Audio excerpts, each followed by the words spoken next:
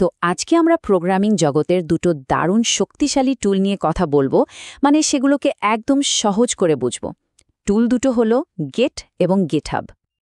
আচ্ছা, প্রথমেই যে সবচেয়ে বড় ভুল ধারণাটা সবার মধ্যে কাজ করে সেটা একটু ভেঙে ফেলা যাক। দেখুন, গেট আর গিটহাব কিন্তু একদমই এক জিনিস না। আর এই যে কফির উপমাটা দেখছেন, এটা পার্থক্যটা খুব সহজ করে দেয়।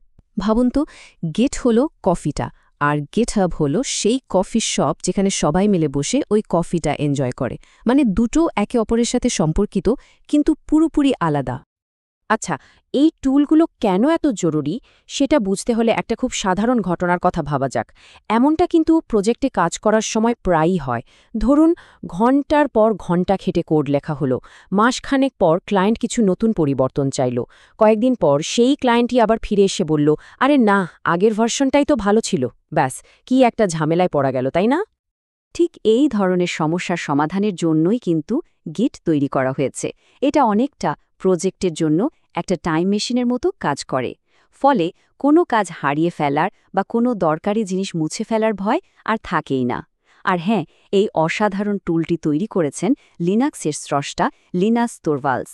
এটা প্রতিটি ছোট বড় পরিবর্তনের নিখুঁত হিসাব রাখে।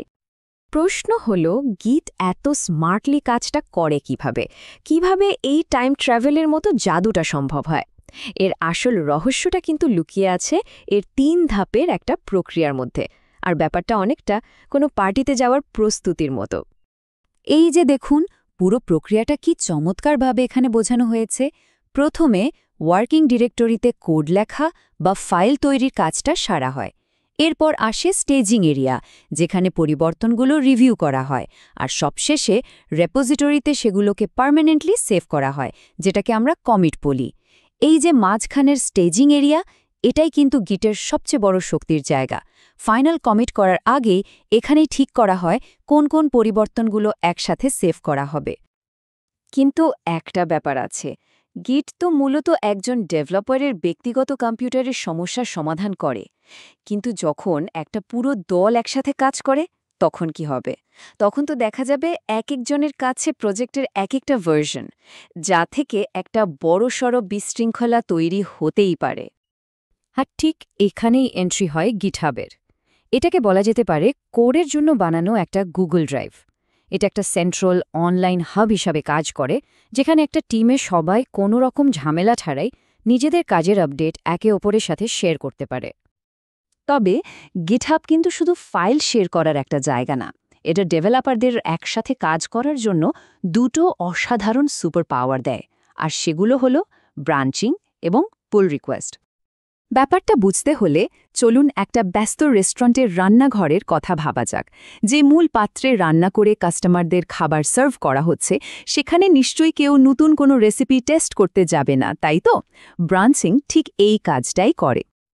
মেন ব্রাঞ্চ হলো একটা প্রজেক্টের মূল ভিত্তি, মানে সেই স্টেবল ভার্সনটা যার ওপর সবাই নির্ভর করে।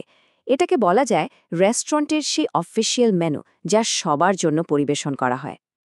তো যখন কোনো ডেভেলপার নতুন একটা ফিচার যোগ করতে চান, তখন তিনি একটা আলাদা ব্রাঞ্চ তৈরি করে নেন।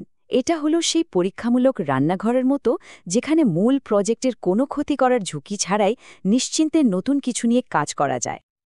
আর যখন নতুন ফিচারটা একদম তৈরি এবং টেস্ট করা হয়ে যায়, তখন সেটাকে মূল প্রজেক্টের সাথে মার্জ বা এক করে দেওয়া হয়। ঠিক যেমন একটা পারফেক্ট নতুন ডিশকে শেষমেশ অফিসিয়াল মেনুতে যোগ করা হয়। এই যে পুরো মার্জ করার প্রক্রিয়াটা, এটা ম্যানেজ করা হয় একটা পুল রিকোয়েস্ট বা পিআর এর মাধ্যমে। প্রফেশনাল কোলাবোরেটিভ কোডিংয়ের জন্য এটা একটা অপরিহার্য অংশ। এটা আসলে ফর্মালি বলার মতো যে আমার কাজ শেষ, এবার এটা একটু রিভিউ করে মূল প্রজেক্টে যোগ করে নিন। আর হ্যাঁ, হুট করে কোনো সমস্যায় পড়লে তার জন্যও কিন্তু গিটের কাছে দুটো লাইফ সেভার আছে। একটা হলো গিট স্ট্যাশ। এটা দিয়ে অসমাপ্ত কাজকে সাময়িকভাবে লুকিয়ে রাখা যায়, যাতে অন্য কোনো জরুরি কাজ করা যায়। আর একটা হলো গিট রিস্টোর, যা দিয়ে খুব দ্রুত যে কোনো ভুল শুধরে আগের ক্লিন ভার্সনে ফিরে যাওয়া যায়। তাহলে সারসংক্ষেপটা কি দাঁড়ালো? মূল কথাটা হলো, গেট হচ্ছে সেই টুলটা যেটা কম্পিউটারে চলে এবং ফাইলের প্রতিটি ভার্সনের ইতিহাস ট্র্যাক করে। আর গিটহাব হলো সেই অনলাইন প্ল্যাটফর্মটা যেটা এই ইতিহাসকে হোস্ট করে এবং একটা দলকে একসাথে কাজ করতে সাহায্য করে। আসলে এই টুলগুলো শুধু কয়েকটা কমান্ড নয়, এগুলো হলো সমস্যা সমাধানের একটা অসাধারণ পদ্ধতি। এগুলো কিভাবে বাস্তব জীবনে নানা চ্যালেঞ্জের সমাধান করে সেটা বুঝতে পারাটাই এগুলোকে আয়ত্ত করার প্রথম ধাপ। এখন ভাবার বিষয় হলো এই কোডিং সুপার পাওয়ারগুলো ব্যবহার করে প্রথম কোন প্রজেক্টকে আরও শক্তিশালী করে তোলা যায়।